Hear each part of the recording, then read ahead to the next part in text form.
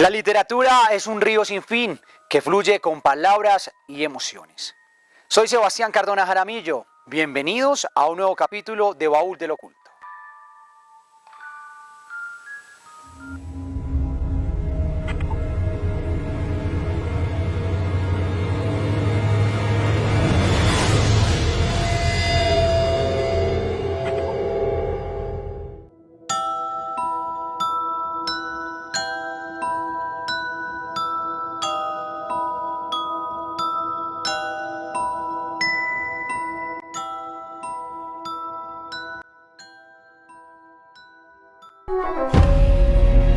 Bienvenidos otra noche más a Baúl de lo Oculto, donde estaremos con la Madre Tierra, seres elementales, investigaciones paranormales, extraterrestres, religiones y personas con cualquier tipo de dones. Baúl del Oculto.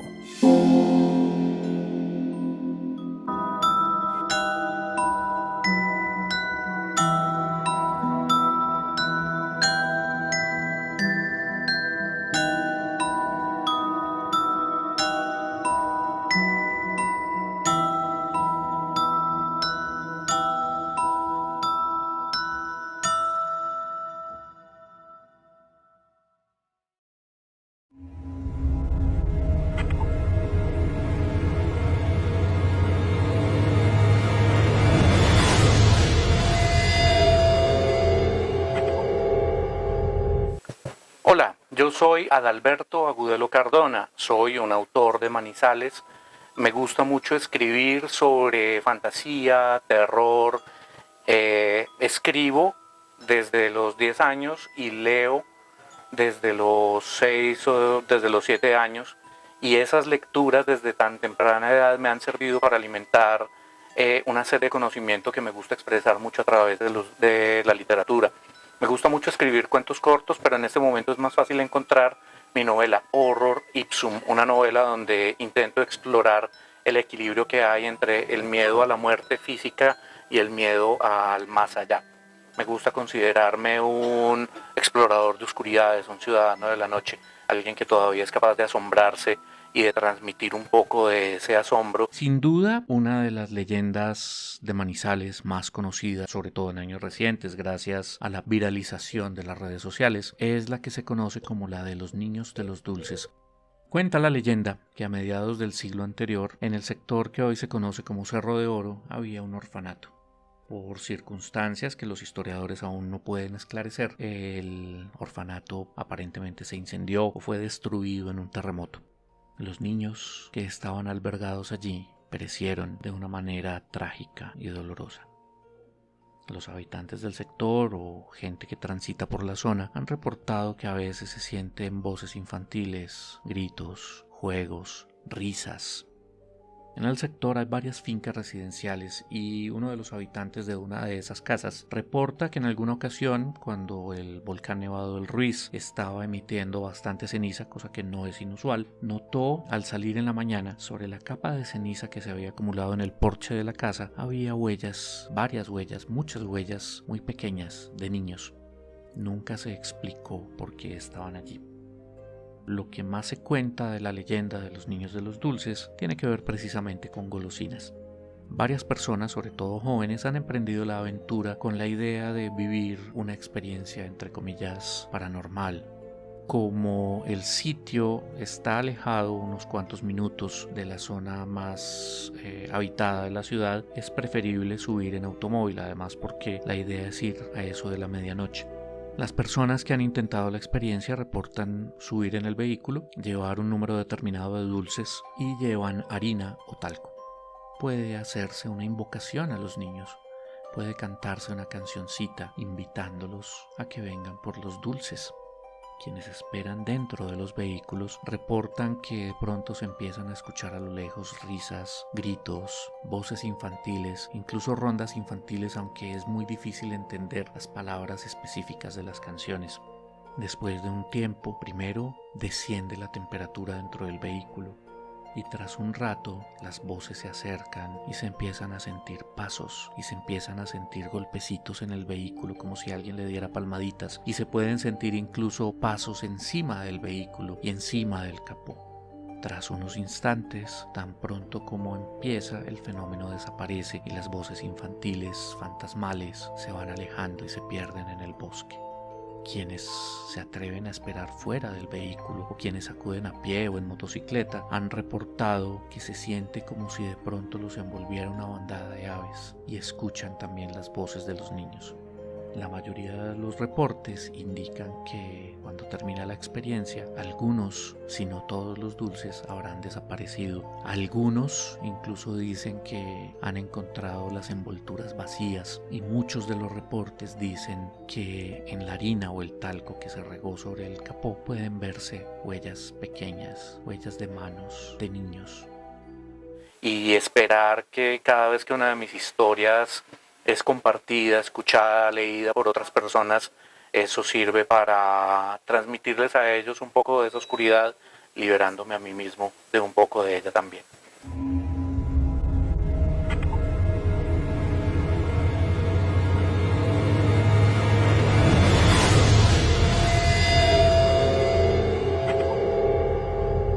Uno de los primeros géneros que estuve leyendo fue precisamente relacionado con el miedo.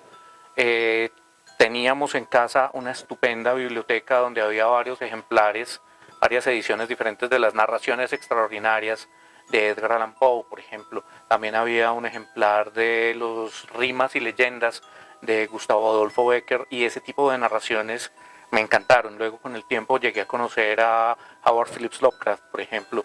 Después conocí también a Stephen King, a Clive Barker y a muchos otros autores, y me di cuenta de que escribir sobre aquello que nos da un poco de miedo, que nos hace estremecer, es una manera muy interesante también de uno liberarse de pesos que se le van acumulando en el alma. Bajo él había únicamente un alto acantilado de rocas, rocas afiladas como si fueran los colmillos de un mar cruel, que lo esperaban. En medio del viento y del sonido de las olas, creyó incluso escuchar una risa maligna y unas voces que le decían: te esperamos. No lo pudo soportar más, abrió los brazos al cielo y gritó con toda la furia de un amor incomprendido, de un amor imposible, y se lanzó al vacío, a ese vacío que ya para él no terminaba en el mar ni en las rocas, sino en el olvido.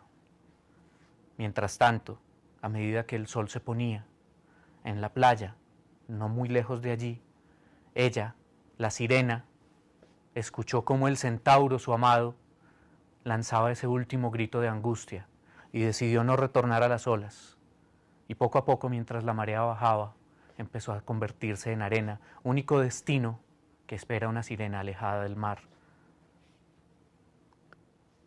Podríamos pensar que la historia terminó allí, que los dioses fueron lo suficientemente crueles para permitir ese amor inicialmente, o para que ese amor imposible no tuviera ningún fruto ni ningún futuro. Entonces, por eso me gusta mucho escribir en el género.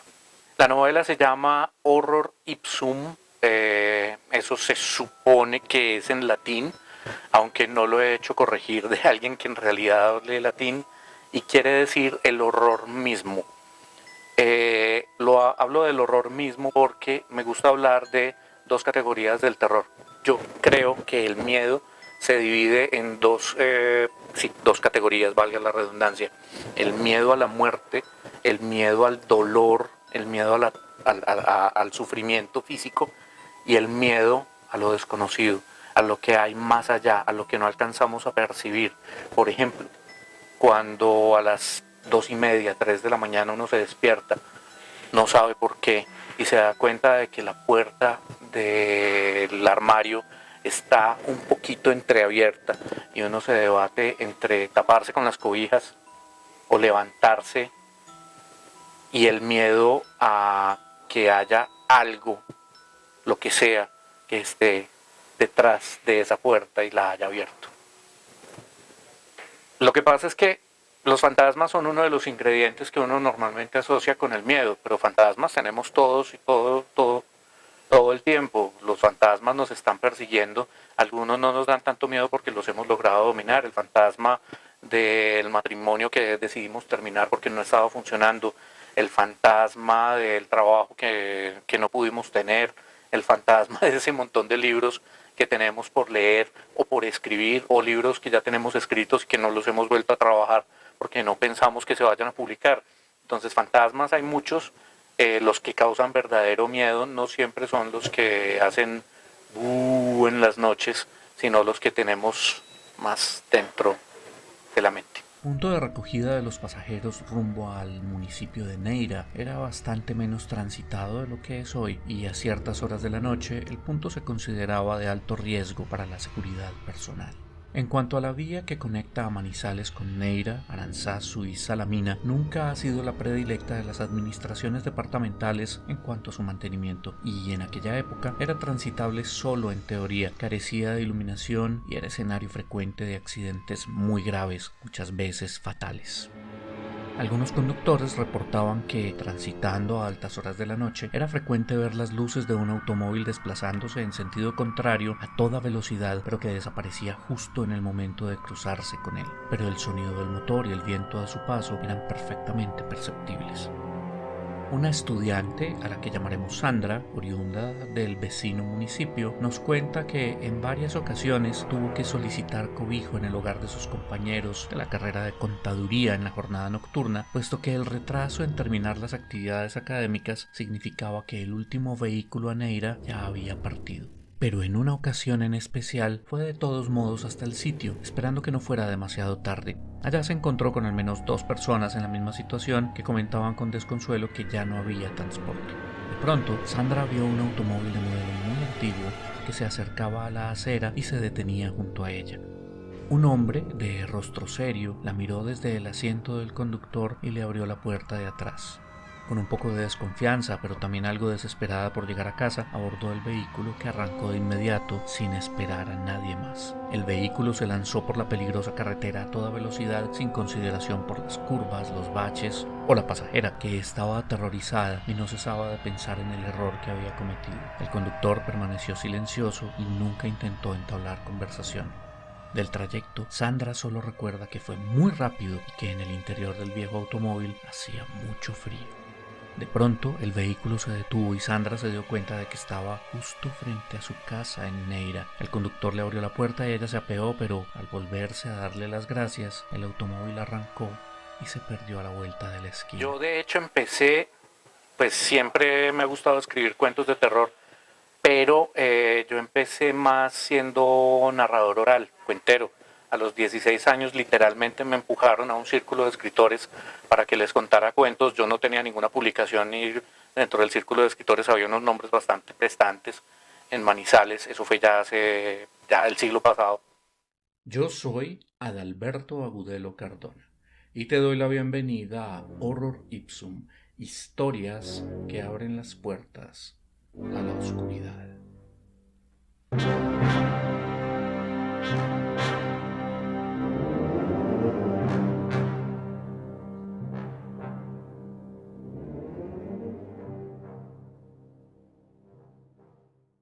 ¿Sabías que la novela Drácula del autor británico Bram Stoker tiene un capítulo perdido?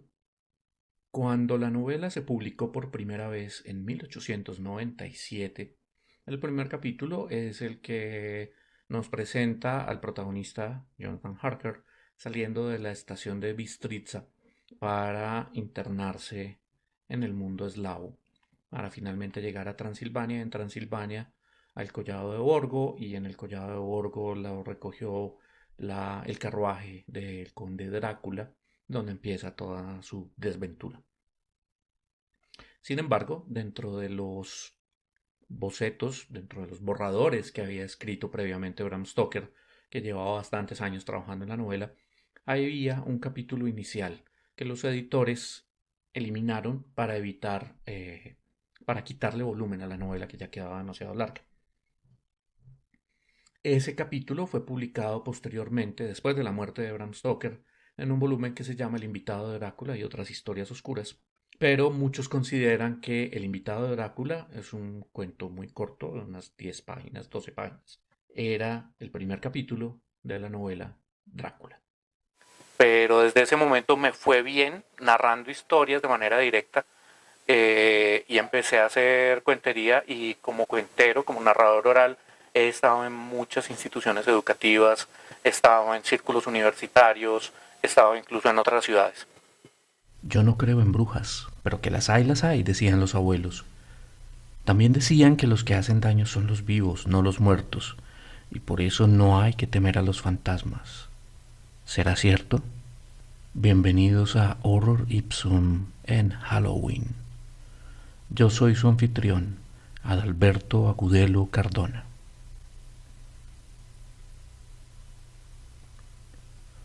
Contaban los abuelos que hace mucho tiempo, cuando todos los caminos eran de herradura, dos amigos, Emilio y José, viajaban una vez entre dos pueblos. Era la estación de las lluvias y el barro hacía lenta la marcha, así que la noche los sorprendió en el tramo más solitario del trayecto, y con la noche llegó la tormenta. Los dos amigos se vieron obligados a buscar refugio, y al ver una casita medio oculta entre los primeros árboles del bosque, corrieron a refugiarse de la lluvia inclemente y de los relámpagos y del frío de las montañas.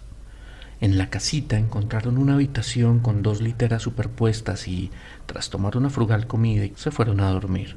Justo antes de cerrar los ojos, Emilio, que había escogido la litera superior, le dijo a José: «Qué bueno tener aquí una mujer bien bonita para darnos calorcito». José le dijo que se callara, que esas cosas no eran para decirlas en una casa desconocida en medio del monte. Emilio se rió y se durmió, y poco después a José también lo venció el cansancio. Pero más tarde, cuando la oscuridad era más profunda y el frío más cortante, José se despertó sintiendo que algo le goteaba en el rostro.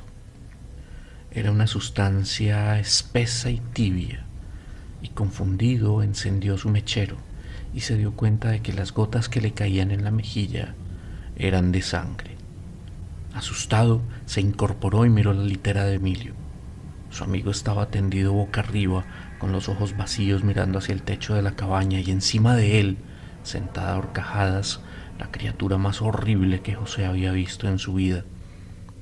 Parecía una mujer, pero muy anciana, con la piel blanca y arrugada colgándole sobre los huesos, y una cabellera blanca y larga y llena de nudos, y el rostro cadavérico, pero con los ojos brillantes, como si tuviera una hoguera dentro de la cabeza.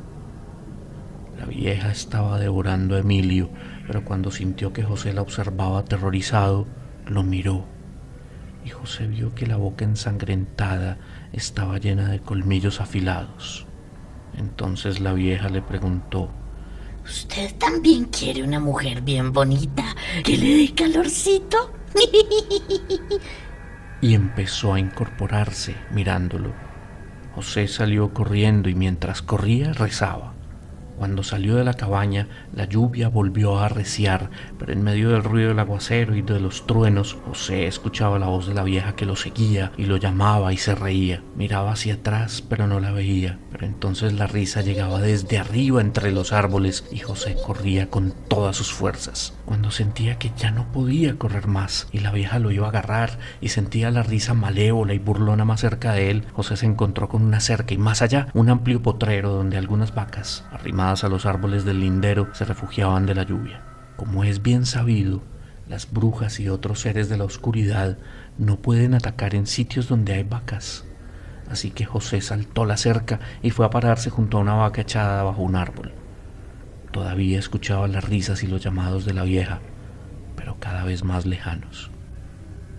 José amaneció junto a las vacas, y cuando hubo salido el sol, regresó para buscar a su amigo Emilio, aunque fuera para darle apropiada sepultura.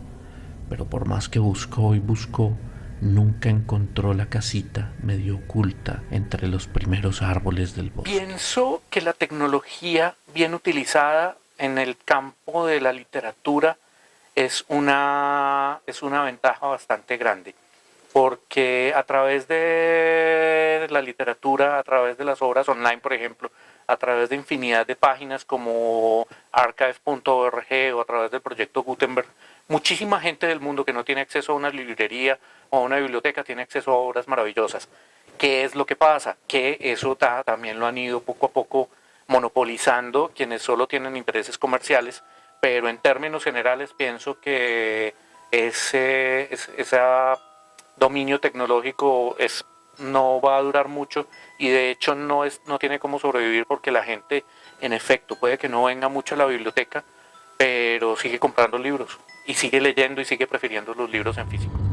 Hola, yo soy Adalberto Agudelo Cardona y soy el autor de Horror Ipsum. Soy Adalberto Agudelo Cardona y te doy la bienvenida a Horror Ipsum, historias que abren las puertas a la oscuridad. Los espero cuando quieran en mi casa virtual, en mi canal de YouTube que se llama Horror Ipsum, donde pueden encontrar bastantes historias que abren puertas a la oscuridad. Y por supuesto los espero en Baúl Oculto